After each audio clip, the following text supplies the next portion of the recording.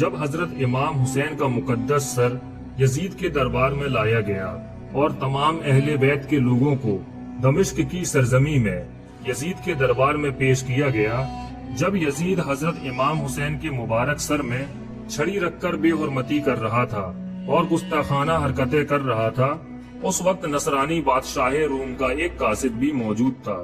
وہ یہ منظر دیکھ کر کافی حیران ہوا اور بولا کہ ہمارے یہاں ایک جزیرے کے گرجا گھر میں حضرت عیسیٰ علیہ السلام کی سواری کا کچھ سامان رکھا ہوا ہے۔ ہم ہر سال دور دور سے اس کی زیارت کے لیے جاتے ہیں اور منتیں مانگتے ہیں اور اس کی ایسے ہی تعظیم کرتے ہیں جیسے تم اپنے خانہ کعبہ کی کرتے ہو، لیکن افسوس ہے کہ تم نے اپنے ہی نبی کے نواسے کے ساتھ ایسا سلوک کیا۔ میں گواہی دیتا ہوں کہ تم لوگ باطل پر ہو۔ ظالم یزیدی کی ان حرکتوں کو دیکھ کر ایک یہودی نے کہا، مجھ میں اور حضرت داؤد علیہ السلام میں 70 پشت کا فاصلہ ہے، اس کے باوجود بھی یہودی لوگ میری تعظیم کرتے ہیں۔ لیکن تم لوگ کیسے لوگ ہو؟ جس نبی کا تم کلمہ پڑھتے ہو انہی کے نواسے کو بھوکا پیاسا رکھ کر ظلم و ستم کے ساتھ تم نے شہید کر دیا۔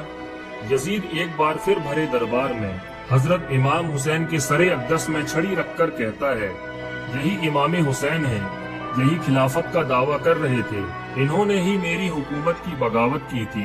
امام زین العابدین جواب دیتے ہیں، ظالم بغاوت کا جملہ استعمال مت کر۔ امام زین العابدین نے فرمایا، میرے باپ کے لیے جلت و رسوائی نہیں ہے، جلت تو تیرے لیے ہے، کیونکہ میرے باپ کے خون سے تو نے اپنے ہاتھ رنگین کر کے اپنی آخرت کو برباد کر لیا ہے۔ حضرت امام زین العابدین ایسا بیان فرماتے ہیں کہ یزید بالکل خاموش ہو جاتا ہے۔ جب یزید کے سامنے حضرت امام زین العابدین کا جواب دمشق کے لوگ سنتے ہیں تو ان لوگوں کی آنکھیں بھیگ جاتی ہیں، سب کے سب رونے لگتے ہیں، سب لوگ آپس میں کہنے لگتے ہیں، یزید نے بہت برا کیا ہے، اس کی حکومت کو ختم کر دینا چاہیے۔ یزید نے دیکھا کہ عوام بغاوت میں اترنے لگی ہے، لوگ ہماری حکومت سے ناخوش ہیں، لوگ ہماری مخالفت کرنے لگے ہیں۔ یہ سن کر یزید حضرت امام زین العابدین سے کہتا ہے، جو ہونا تھا وہ ہو گیا، لیکن اب جو شرط آپ رکھیں گے میں آپ کی ساری شرطوں کو منظور کرتا ہوں۔ حضرت امام زین العابدین فرماتے ہیں، میری تجھ سے کوئی شرط نہیں ہے، ہاں مگر ایک بات عرض کرنا چاہتا ہوں، اگر تو میری باتوں کو ماننا چاہتا ہے تو سب سے پہلے میرے باپ کے قاتلوں کو میرے حوالے کر دے، میں ان سب کو قتل کرنا چاہتا ہوں۔ دوسری بات یہ ہے، میں دمشق کی جامع مسجد میں تقریر کرنا چاہتا ہوں، مجھے تقریر کرنے دیا جائے۔ اور تیسری بات یہ ہے، مجھے مدینہ طیبہ جانے دیا جائے۔ حضرت امام زین العابدین کی ان تینوں باتوں کو سننے کے بعد یزید کہتا ہے، میں آپ کی 2 باتوں کو ماننے کے لیے تیار ہوں، لیکن امام حسین کے قاتلوں کا جو معاملہ ہے وہ میں پتہ لگاتا ہوں کہ حسین ابن علی کو کس نے شہید کیا ہے اور اسے ہم تمہارے حوالے کر دیں گے۔ یزید نے جب سارے لوگوں کو اپنے دربار میں بلایا اور پوچھا کہ کس نے امام حسین کا سر تن سے جدا کیا ہے، کون ہے جس نے حضرت امام حسین کو شہید کیا ہے، تو سارے لوگ انکار کرنے لگے۔ نہ تو شمر اقرار کر رہا ہے، نہ تو خولی قبول کر رہا ہے، نہ تو ابن زیاد قبول کرنے کو تیار ہے، سب کے سب انکار کرتے نظر آ رہے ہیں۔ کل تک جو امام حسین کو شہید کرنے کے بعد جشن منا رہے تھے، آج وہی لوگ قبول کرنے کو تیار نہیں تھے۔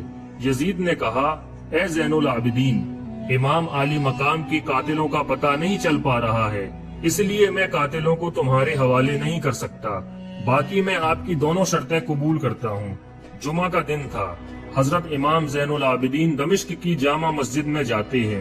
ایک جمعہ کو حضرت امام حسین کی شہادت ہوئی ہے اور دوسرے جمعہ کو حضرت امام زین العابدین کا خطبہ دمشق کی جامع مسجد میں ہونے جا رہا ہے۔ حضرت امام زین العابدین مصلی میں کھڑے ہو کر دمشق کی جامع مسجد میں بیان دینا شروع کرتے ہیں، اے دمشق والو، میرے باپ کے خون سے جو تم نے اپنے ہاتھ رنگین کیے ہیں، بتاؤ قیامت کے دن نواسے رسول کو کیا منہ دکھاؤ گے؟ تمہاری آخرت برباد ہو چکی ہے۔ حکومت کی لالچ میں تم لوگوں نے میرے باپ، میرے بھائیوں کو شہید کیا ہے، قیامت کے دن کیا جواب دو گے؟ امام زین العابدین کی اس تقریر کے بعد تاریخ گواہ ہے، मस्जिद के अंदर की पूरी आवाम रोने लग जाती है और यजीद के खिलाफ नारे लगना शुरू हो जाते हैं। पूरी मस्जिद में यजीद के खिलाफ नारे गूंजने लगते हैं।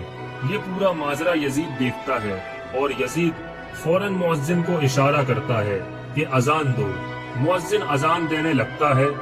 जब मुअज्जिन अजान देते देते अशहदु अन्ना मुहम्मदुर रसूलुल्लाह पर पहुंचता है तो हजरत इमाम ज़ैनुल आबिदीन ने फरमाया, मुअज्जिन ठहर जाओ, और मुअज्जिन ठहर जाता है। जैसे ही मुअज्जिन ठहरता है तो इमाम ज़ैनुल आबिदीन फरमाते हैं, दमिश्क वालों बताओ, मुअज्जिन ने जो अशहदु अन्ना मुहम्मदुर रसूलुल्लाह का नाम लिया है, क्या ये हुसैन के नाना का नाम नहीं है?